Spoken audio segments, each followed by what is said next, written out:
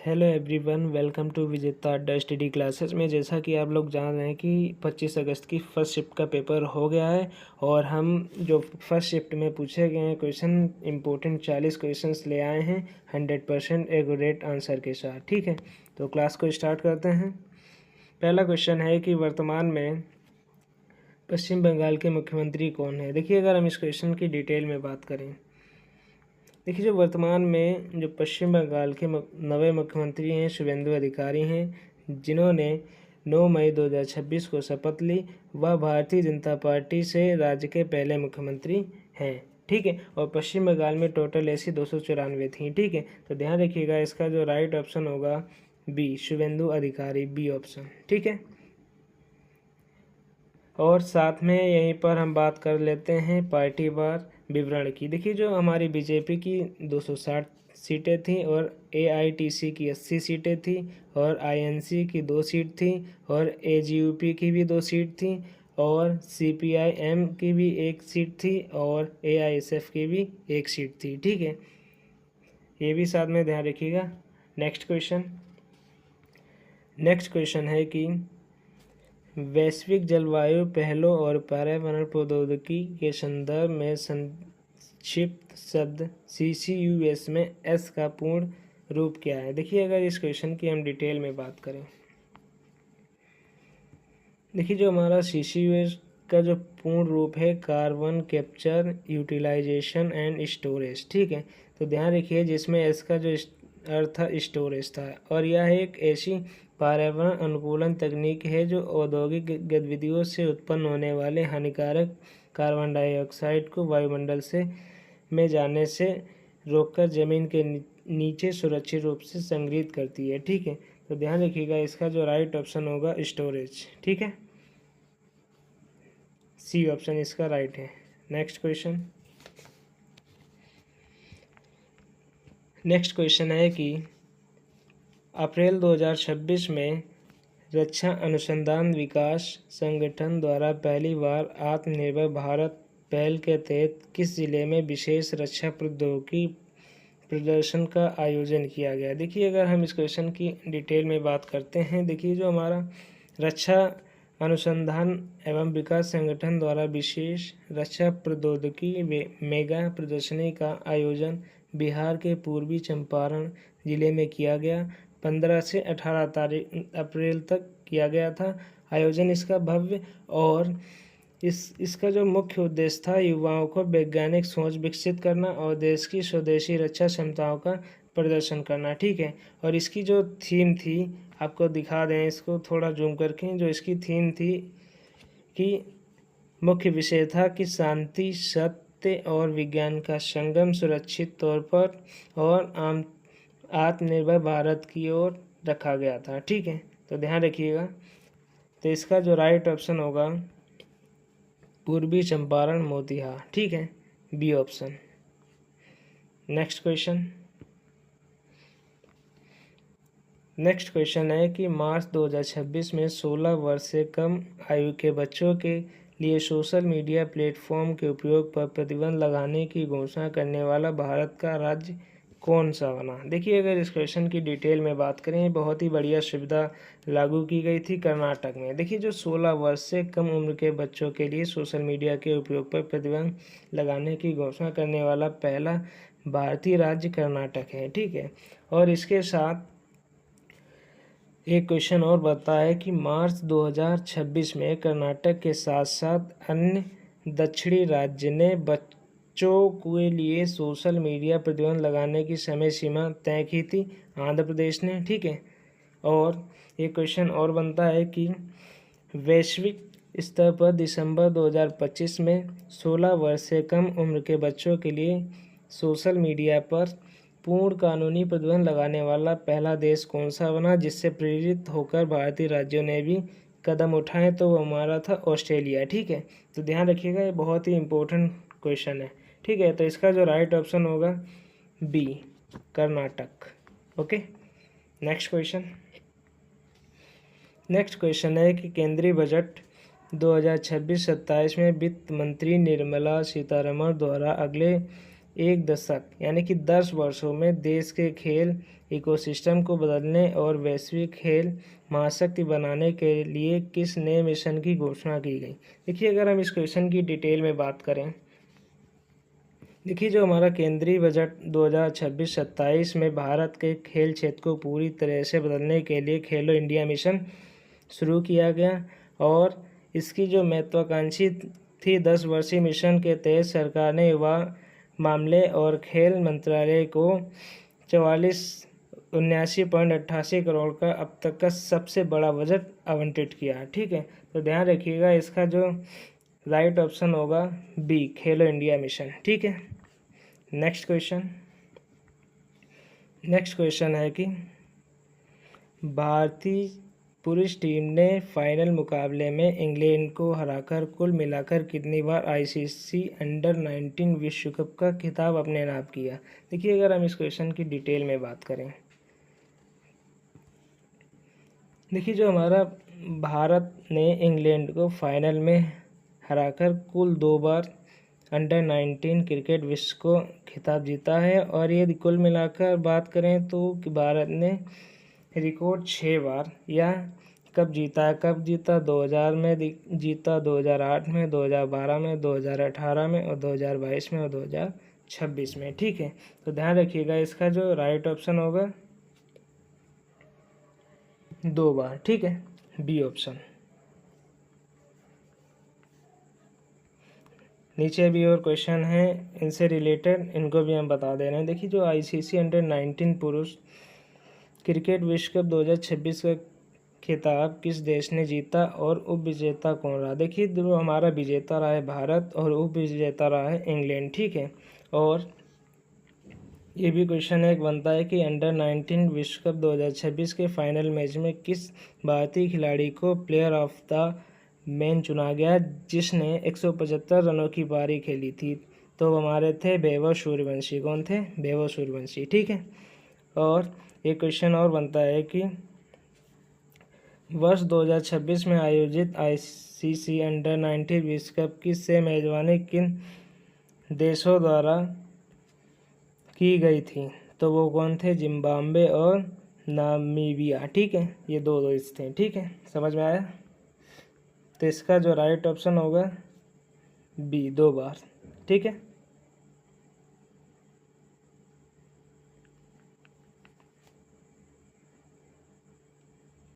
अगले क्वेश्चन की बात करते हैं। अगला क्वेश्चन है कि वर्ष 2026 में निम्नलिखित में से किसने मरणोपरांत पद्म विभूषण पुरस्कार से सम्मानित किया गया। देखिए इस क्वेश्चन की अगर हम डिटेल में बात करें तो जो हमारा वर्ष 2026 में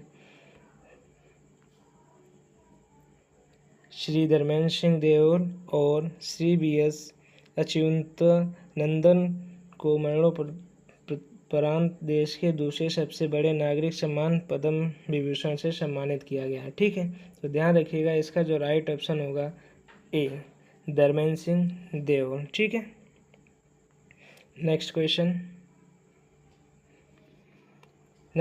है कि छठे खेलो इंडिया विंटर गेम्स 2026 का आयोजन संयुक्त रूप से किन 2 स्थानों पर किया गया। देखिए अगर इस क्वेश्चन की भी डिटेल में बात करें, देखिए जो खेलो इंडिया विंटर गेम्स था 2026 में की संयुक्त मेजबानी लेह, लद्दाख और गुलमर्ग जम्मू कश्मीर द्वारा की गई। इस खेल का पहला चरण 20 से 26 जनवरी तक लेह में और दूसरा चरण 23 से 27 फरवरी 2026 तक गुलमर्ग में आयोजित किया गया था। ठीक है, और जिसमें विजेता रहा है हमारा भारतीय सेना रही है, जिसमें कुल 23 पदक थे, 9 स्वर्ण पदक, 6 रजत और 8 कांस्य पदक के साथ लगातार तीसरी बार टीम चैंपियनशिप का खिताब जीता। हिमाचल प्रदेश उप विजेता रहा है। ठीक है, और इसका जो शुभांकर था, इस वर्ग का आधिकारिक जो शुभांकर था शान नाम का हिम तेंदुआ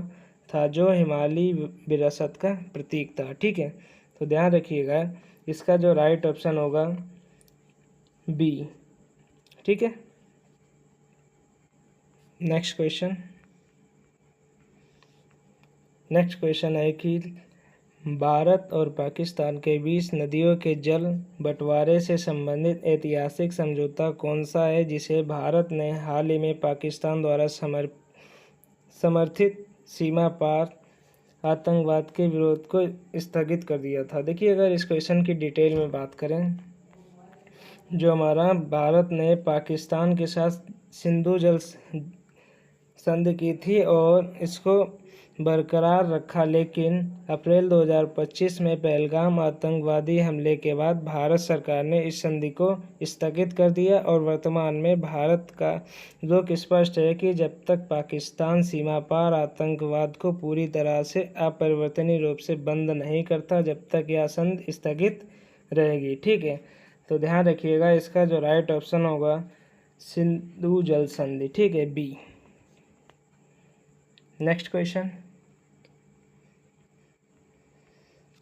क्वेश्चन है कि मार्च 2026 में वास्तुकला के क्षेत्र में दिए जाने वाला अंतर्राष्ट्रीय सर्वोच्च सम्मान प्रित्जकर आर्किटेक्चर पुरस्कार किसे प्रदान किया गया? देखिए, इस क्वेश्चन की अगर हम डिटेल में बात करते हैं, देखिए जो हमारा वर्ष 2026 का जो प्रित्जकर आर्किटेक्चर पुरस्कार चिली के प्रसिद्ध वास्तुकार इस्माइल जान रेड्डी क्लार्क को प्रदान किया गया है और वह अंतर्राज्यीय स्तर पर वास्तुकला का यह सर्वोच्च सम्मान पाने वाले और चिली के दूसरे वास्तुकार हैं। ठीक है, तो ध्यान रखिएगा, इसका जो राइट ऑप्शन होगा सी। ठीक है,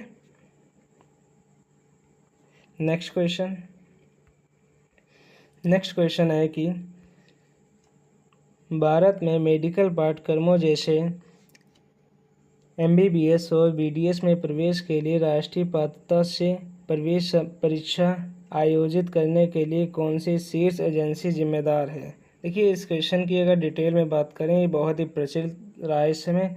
NEET, national eligibility cum entrance test परीक्षा का आयोजन राष्ट्रीय परीक्षा एजेंसी द्वारा किया जाता है। ठीक है, तो ध्यान रखिएगा, इसका जो राइट ऑप्शन होगा राष्ट्रीय परीक्षा एजेंसी। ठीक है, बी ऑप्शन इसका करेक्ट। अगला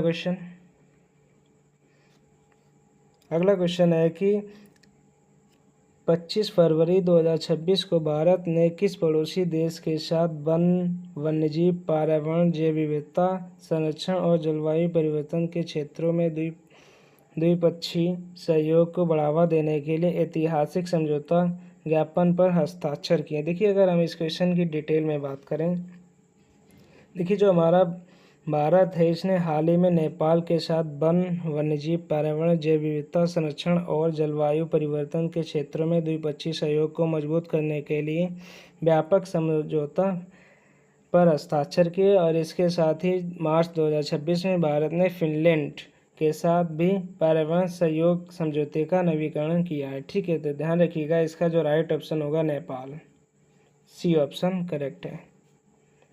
नेक्स्ट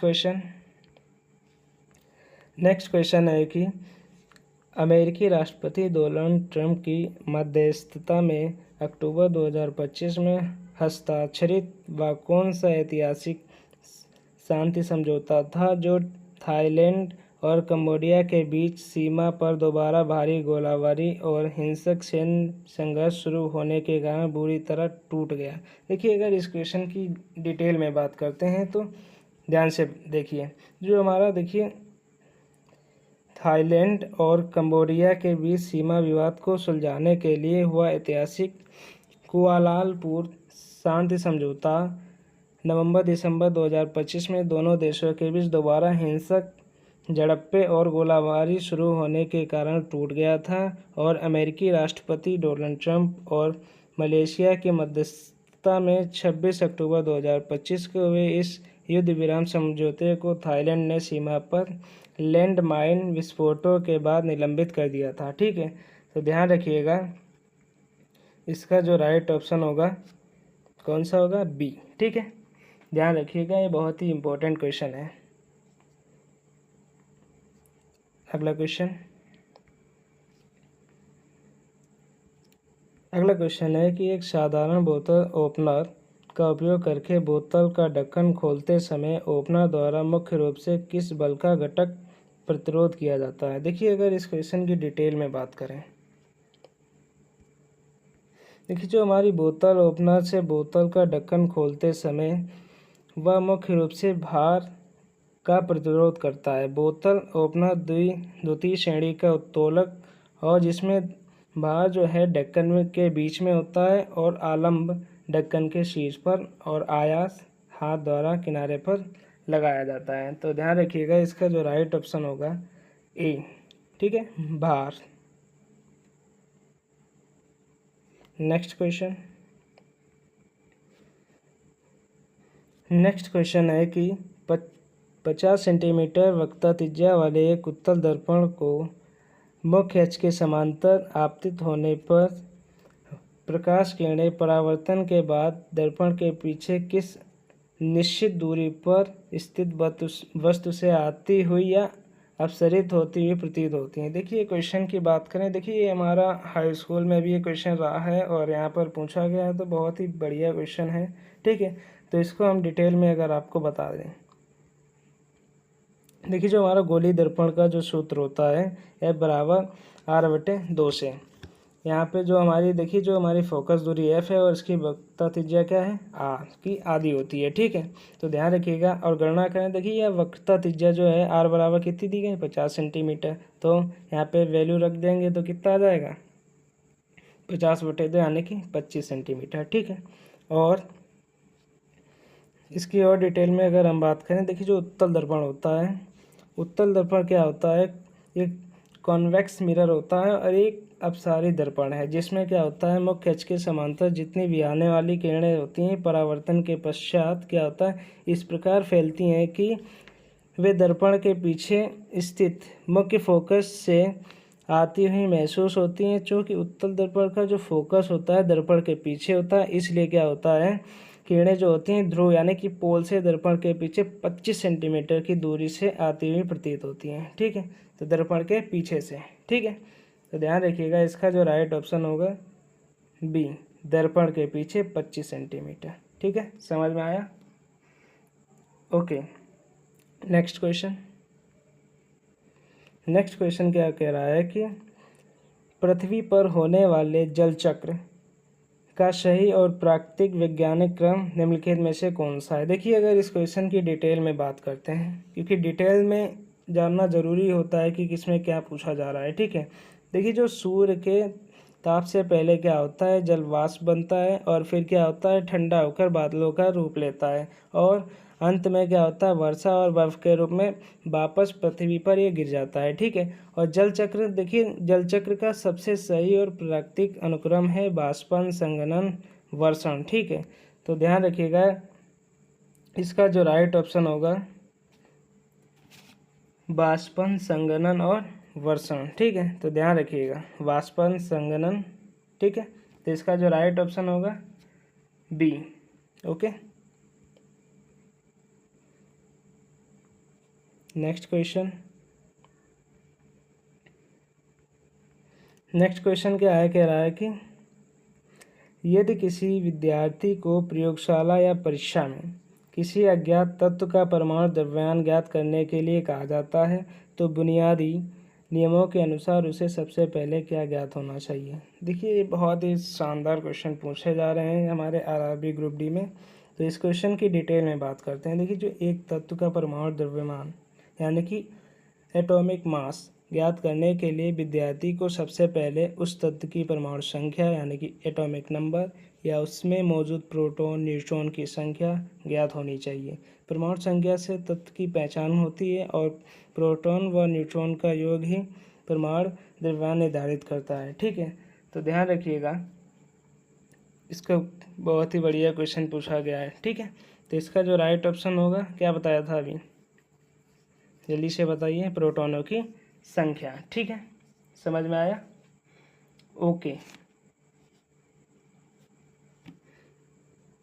नेक्स्ट क्वेश्चन, इसका ध्यान रखिएगा बी ऑप्शन सही होगा। Okay, next question, next question देखिए, बहुत ही शानदार है, हाई स्कूल में भी पूछा गया है, इंटर में भी ये पढ़ाया गया था क्वेश्चन। देखिए, जो चिप्स के पैकेट में नाइट्रोजन गैस क्यों भरी जाती है, इसका सीधा सा फंडा है, सिंपल, ध्यान रखिएगा।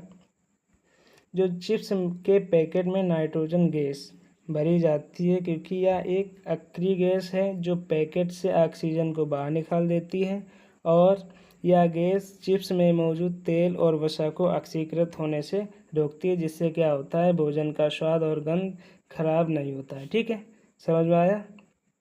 तो ध्यान रखिएगा, इसका जो राइट ऑप्शन होगा बी। नेक्स्ट क्वेश्चन है कि यदि कोई विद्युत उपकरण 220 वोल्ट पर 1000 वाट की शक्ति का उपयोग करता है तो उसे 110 वोल्ट की कम आपूर्ति पर चलाने पर उसकी पावर घटकर कितनी रह जाएगी। देखिए, इस क्वेश्चन को हम डिटेल में बताते हैं। देखिए, जो हमारा उपकरण का प्रतिरोध होता है, ये क्या होता है, किसी भी उपकरण का फिलामेंट क्या होता है, आंतरिक प्रतिरोध स्थिर रहता है। विद्युत शक्ति का सूत्र क्या आता है, P बराबर V²/R। तो यहाँ पे वैल्यू रखेंगे, तो यहाँ पे जो हमारा सॉल्व करेंगे, वैल्यू रखे तो कितना आएगा, 48.4 ओम। ठीक है, फिर क्या करेंगे, यहाँ पे हम नया पावर निकाल लेंगे, तो नया पावर क्या, उस समय क्या वैल्यू रखेंगे, V2 की वैल्यू कितनी, 110 वोल्ट। 110 वोल्ट जब रखेंगे P2 में तो कितना आ जाएगा, 250 वोल्ट। ठीक है, और शॉर्टकट विधि ये दी गई है, चाहे तो इसको भी देख सकते हैं। ठीक है, तो ध्यान रखिएगा, इसका जो राइट ऑप्शन होगा 250 वोल्ट। ठीक है, अगला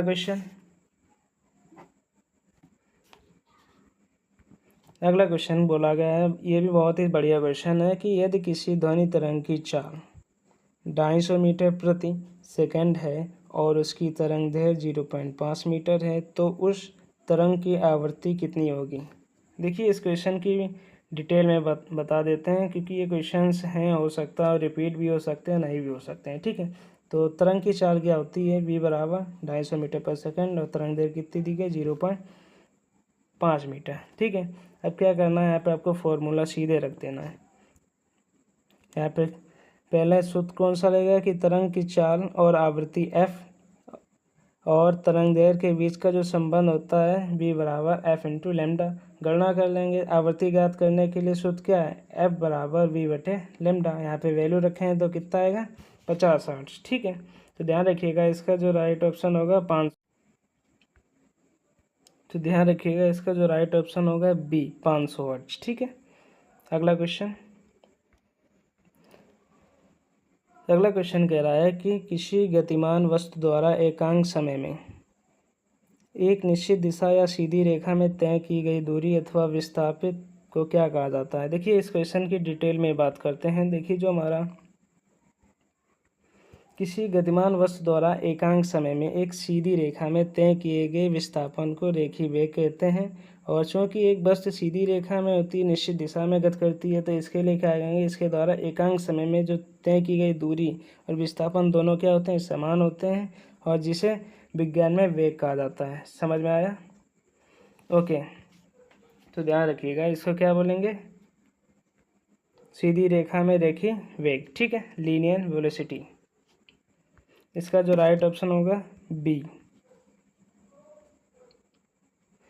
नेक्स्ट क्वेश्चन बोला गया है कि संतृप्त हाइड्रोकार्बन हवा में पूरी तरह से जलकर स्वच्छ नीली लो देते हैं, जबकि असंतृप्त हाइड्रोकार्बन जो होते हैं पीली लो और बहुत अधिक काली राख उत्पन्न करते हैं। इसका मुख्य वैज्ञानिक कारण क्या है। देखिए, अगर हम क्वेश्चन की डिटेल में पूछे, क्योंकि वैज्ञानिक कारण पूछा गया है, तो सीधी सी आपको ध्यान रखना है, जो हमारे असंतृप्त हाइड्रोकार्बन को जो है हवा में जलाने पर वह पीली लो और काली राख के रूप के साथ जलता है, क्योंकि असंतृप्त हाइड्रोकार्बन में कार्बन का जो प्रतिशत होता है अधिक होता है, और हवा में मौजूद सीमित ऑक्सीजन इस अतिरिक्त कार्बन को पूरी तरह से जला नहीं पाती है, जिसके कारण दहन होता है। ठीक है, और बिना जले कार्बन के कारण काली राख बनकर बाहर निकलते हैं। ठीक है, तो ध्यान रखिएगा, इसका जो राइट ऑप्शन होगा बी। ओके,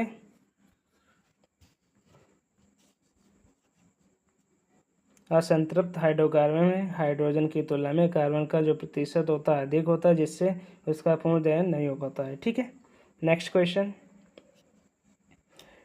क्वेश्चन क्या है कि सभी प्रकार के उपकला ऊतक अपने नीचे मौजूद सहायक ऊतकों में से किस बाह्य कोशिका के रेशेदार परत या संरचना द्वारा अलग होते हैं। देखिए, इस क्वेश्चन की भी हम डिटेल में बात करेंगे। देखिए, जो हमारे उपकला ऊतक होते हैं, उपकला, ये अपने नीचे स्थित संयोजी ऊतक से एक पतली अकोशीय और रेशेदार आधारी झिल्ली द्वारा अलग होता है, और इस झिल्ली में मुख्य रूप से कोलेजन फाइबर और ग्लाइकोप्रोटीन पाए जाते हैं, जो इसे मजबूती से जुड़े रखते हैं। ठीक है, तो ध्यान रखिएगा, इसका जो राइट ऑप्शन होगा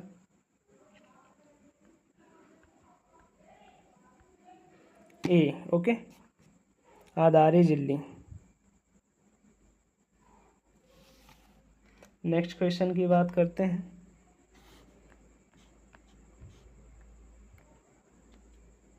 नेक्स्ट क्वेश्चन कह रहा है कि मानव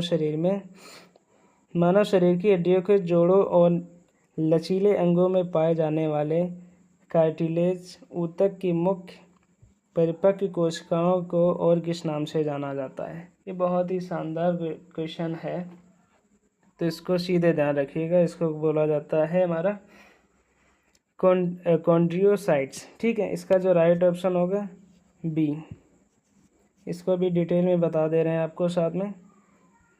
देखिए, जो हमारा कार्टिलेज होता है, जो इसका जो निर्माण करने वाली परिपक्व कोशिका का जो मुख्य रूप से कॉन्ड्रियोसाइट्स के नाम से जाना जाता है। ये कोशिकाएं क्या होती हैं, उपास्थि के भीतर मौजूद खाली स्थान होते हैं, जिन्हें लेक्विने कहते हैं। ठीक है, वहाँ पर ये स्थित हैं और कार्टिलेज के मैट्रिक्स को बनाए रखती हैं। ठीक है, नेक्स्ट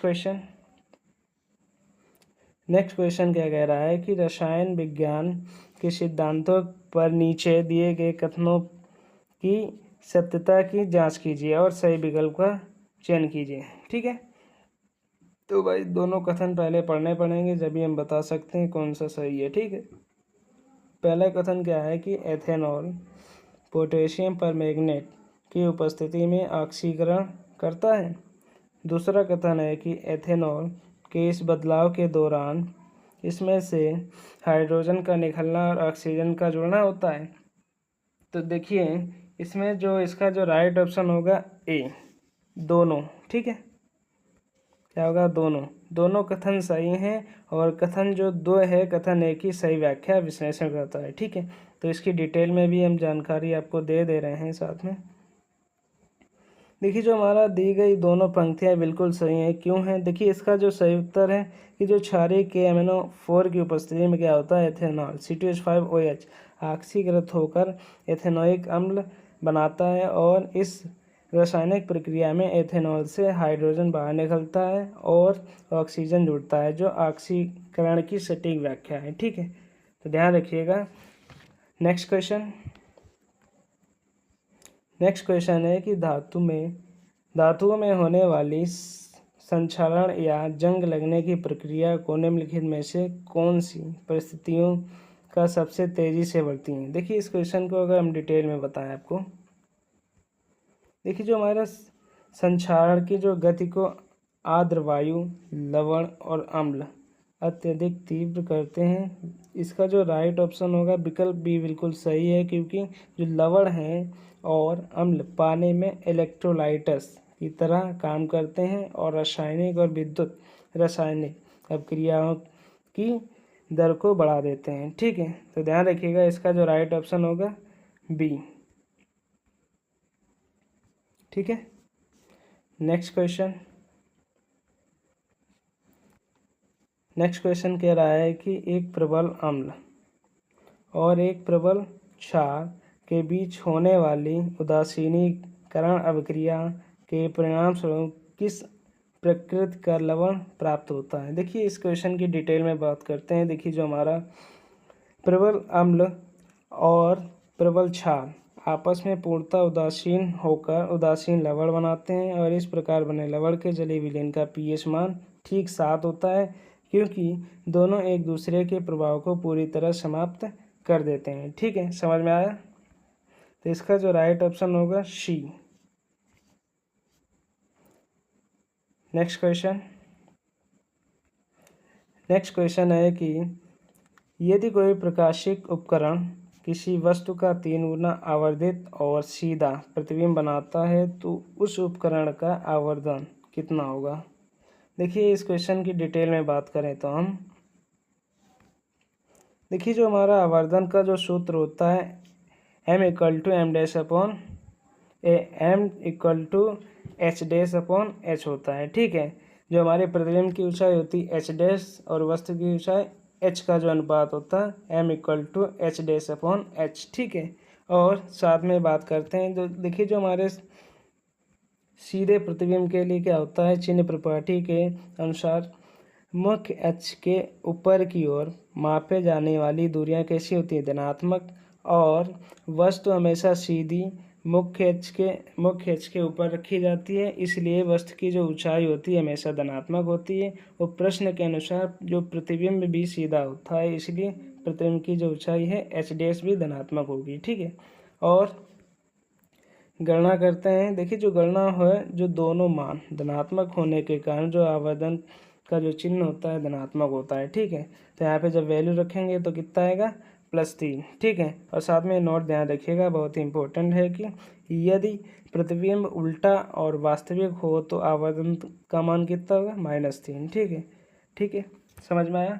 तो इसका जो राइट ऑप्शन होगा बी, +3। ठीक है, नेक्स्ट क्वेश्चन बहुत ही शानदार क्वेश्चन है। हाई स्कूल में भी पढ़ाया गया है, इंटर में भी ये पढ़ाया गया है, और साथ में ये आरआरबी ग्रुप डी में भी ये भी पूछा गया है। ठीक है, तो क्वेश्चन क्या कह रहा है कि फ्लेमिंग के दाएं हाथ के नियम के संदर्भ में निम्नलिखित में से कौन सा कथन सही है? आइए चलिए देखते हैं कथन क्या क्या दिए गए हैं। ये हमारे 4 कथन दिए गए हैं। पहला क्या है कि अंगूठा विद्युत धारा की दिशा तथा मुड़ी उंगलियां चुंबकीय क्षेत्र की दिशा को दर्शाती हैं। क्या ऐसा कुछ है, हमने पढ़ाया था? जल्दी से बताइए कमेंट बॉक्स में अगर किसी को पता हो। नहीं ना, तो इसका जो राइट ऑप्शन होगा बी होगा। कैसे होगा? ठीक है, इसको हम डिटेल में आपको बताए दे रहे हैं। देखिए,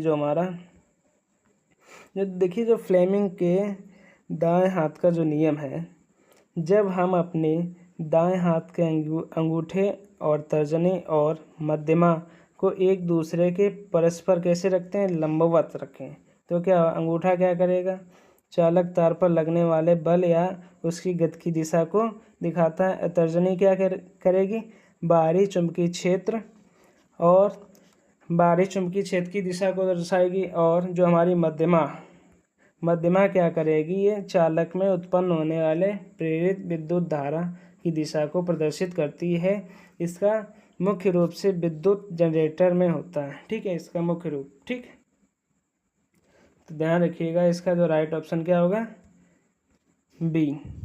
ओके, ध्यान रखना, जो तर्जनी चुंबकीय क्षेत्र की दिशा को, अंगूठा चालक की गति की दिशा तथा मध्यमा प्रेरित विद्युत धारा की दिशा को दर्शाती है। ठीक है, नेक्स्ट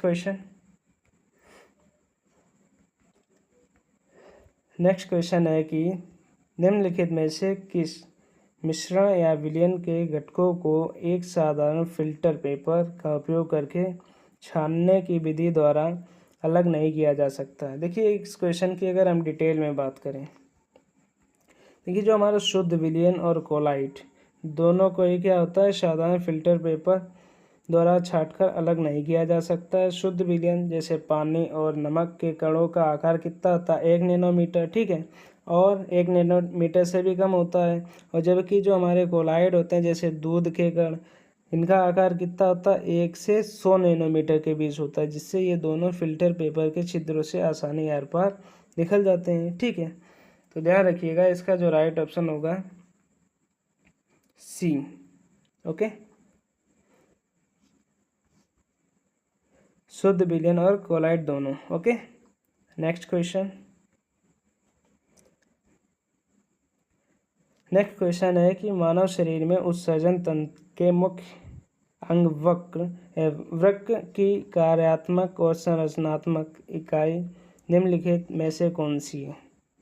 देखिए जो अगर हम क्वेश्चन की डिटेल में बात करते हैं, देखिए जो हमारा वृक्क है कि कार्यात्मक संरचनात्मक इकाई जो है नेफ्रॉन है। इसका जो करेक्ट ऑप्शन होगा ए, इसका सही उत्तर। ठीक है, क्योंकि नेफ्रॉन होता है यही क्या करता है, रक्त को छानने और अपशिष्ट पदार्थों को अलग करने और मूत्र निर्माण का मुख्य कार्य करते हैं, जबकि न्यूरॉन तंत्रिका तंत्र की इकाई है। ठीक है, तो ध्यान रखिएगा इसका जो राइट ऑप्शन होगा नेफ्रॉन। ठीक है, ए। नेक्स्ट क्वेश्चन है कि कोशिकीय श्वसन के दौरान ऑक्सीजन की प्रचुर उपस्थिति में होने वाला वायवीय श्वसन का मुख्य चरण कोशिका के किस अंगक के भीतर संपन्न होता है। देखिए अगर हम इस क्वेश्चन की डिटेल में बात करते हैं आपके साथ, देखिए जो हमारा वायवीय श्वसन है का मुख्य चरण जो होता है कोशिका के माइटोकॉन्ड्रिया में संपन्न होता है। ग्लूकोज का प्रारंभिक विखंडन कोशिका द्रव्य में होता है, लेकिन ऑक्सीजन की उपस्थिति में जो होता है ऊर्जा निर्माण की अंतिम और मुख्य प्रक्रिया माइटोकॉन्ड्रिया के भीतर ही पूरी होती है। ठीक है, तो ध्यान रखिएगा इसका जो राइट ऑप्शन होगा बी, माइटोकॉन्ड्रिया। ठीक है, नेक्स्ट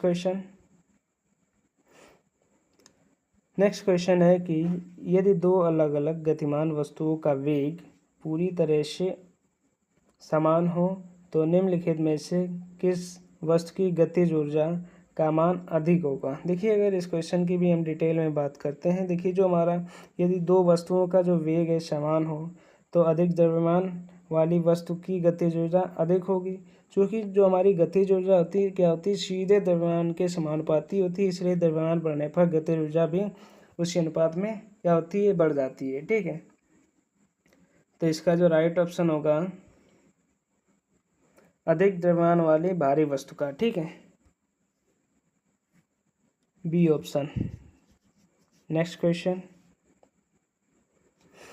क्वेश्चन क्या कह रहा है कि जनवरी 2026 में नई दिल्ली के भारत मंडपम में आयोजित विकसित भारत यंग लीडर्स डायलॉग 2026 के समापन समारोह के दौरान प्रधानमंत्री द्वारा देश के युवाओं के विकास रोडमैप पर आधारित एक पुस्तक का विमोचन किया गया। यह आयोजन किस विशेष दिन के अवसर पर संपन्न हुआ था। देखिए अगर इस क्वेश्चन की डिटेल में बात करते हैं, देखिए जो हमारा वर्ष 2026 में दिल्ली के भारत मंडपम में आयोजित एक विशेष कार्यक्रम के दौरान राष्ट्रीय युवा दिवस के अवसर पर प्रधानमंत्री नरेंद्र मोदी द्वारा एक पुस्तक का विमोचन किया गया था। इसका जो विकल्प ए है बिल्कुल सही है। ठीक है, तो ध्यान रखिएगा इसका जो राइट ऑप्शन होगा राष्ट्रीय युवा दिवस। ठीक है, नेक्स्ट